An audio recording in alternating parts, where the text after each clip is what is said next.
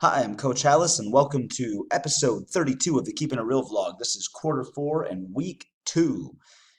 We are well into the Canon Collage project, and we've now had three different items due. Another list is going to be due on Monday. So we're going to talk about deliverables today and a little bit about some content that we've mixed in. Um, Part of the point of project-based learning and deep learning is not that you're replacing the content and the standards that you're supposed to be teaching. It's just that you're teaching them in a more organic and meaningful and hands-on fashion.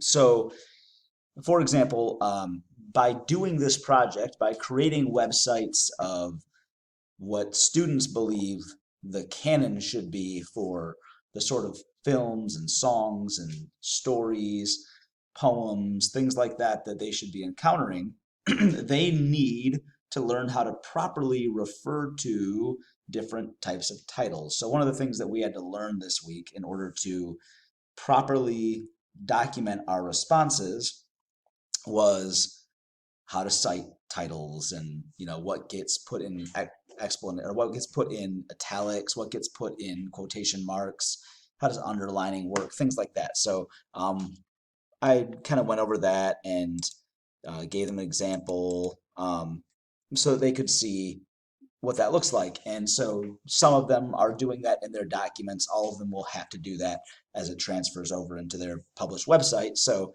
it's one of those things of going from a first draft to a final draft and how that works. So I could have taught this for like during a formal traditional research paper of, hey, you're writing a research paper on this topic that I assigned for you, or slightly better, a research topic that I asked you to pick that you then wrote as a paper and then gave to me. But that wouldn't matter to them as much as this thing that's going to be public, this thing that people for years are going to be able to look up and see. That has a lot more authentic purpose for them to know, hey, how am I supposed to do this? Why should I make sure that these things look correct? The way that I've structured this project is to give them a few days or weekends in between these deliverable due dates. So when they should have their lists of 10 or 5 things put in, along with explanations for why students should encounter or experience these things before they graduate. So um, here's an example of a student who's caught up, and all of this is in a document. In the document, I have their due dates, the titles for what they're supposed to do. This student needs to go through, and because these are song titles, they need to go into quotation marks, and we need to fix some capitalization and things like that. But the content is starting to get here. You see she has some like 1 to 2 sentence explanations that she probably is going to want to beef up, but this is a first draft. This is before this gets into our website. So this is okay for me to see what is she thinking, what are her answers, and does she get the idea of what it is that we're trying to do? And many of them struggled a little bit with that.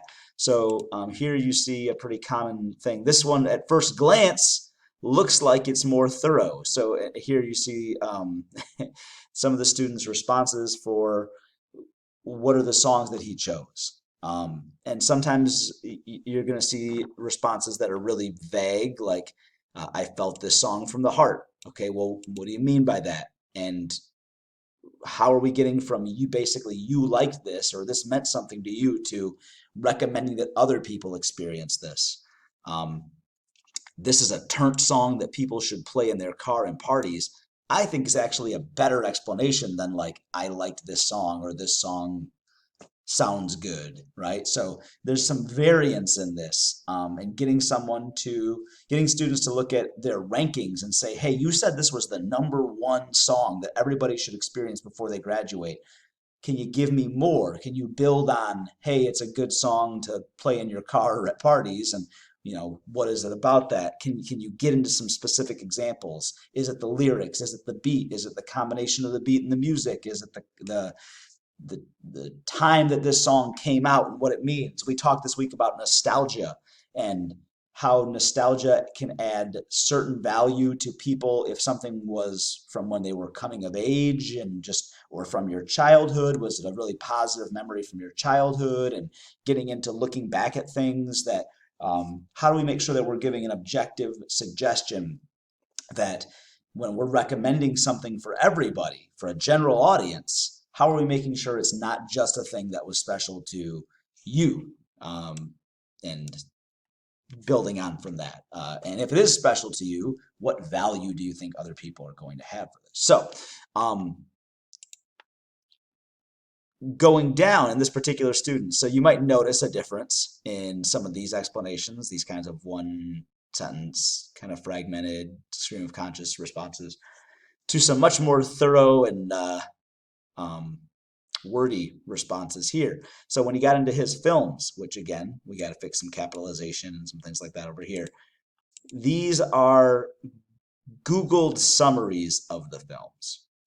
Now, this is particularly egregious. Like, I'm just trying to fill this out. I'm just trying to like get this assignment done.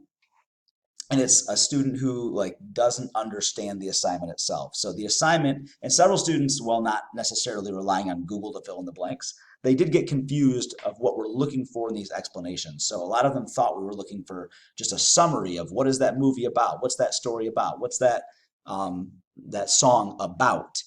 Whereas the explanation that we're looking for is for them to tell us what is the reason or what are the reasons that people should read this, see this, listen to this, learn this, whatever it is. What are the reasons? And that might be connected to the content of the piece, but that's not the whole answer. So getting kids to understand that. This one is going to be a matter of having conversations with the student, talking over, hey, I know that you went to Google and you saw what that movie was about, but that's not what I'm looking for. And so some of this comes from student, like you could call it laziness, right? I just want to get this assignment done, and this is the quickest, easiest way to do that. Part of this being an authentic assignment is that it's not that simple.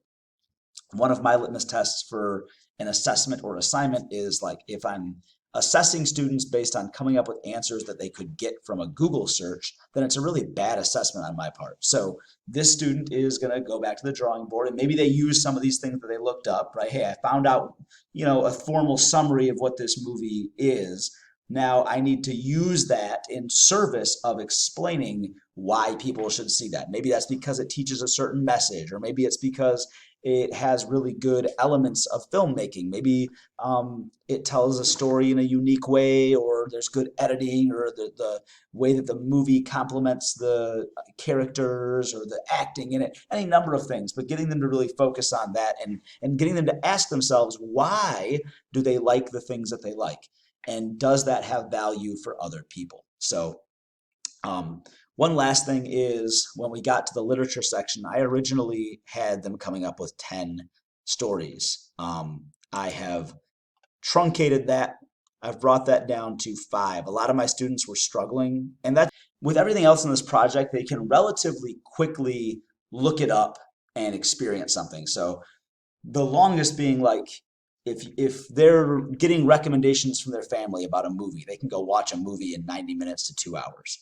They can watch a YouTube video in 10 minutes. They can read a poem maybe pretty quickly, but reading a book or even a short story for them is going to take a lot longer and a lot more of a time investment and attention investment. It's also just a lot more to ask them to go read a short story versus watch a movie or listen to a song that you haven't heard before.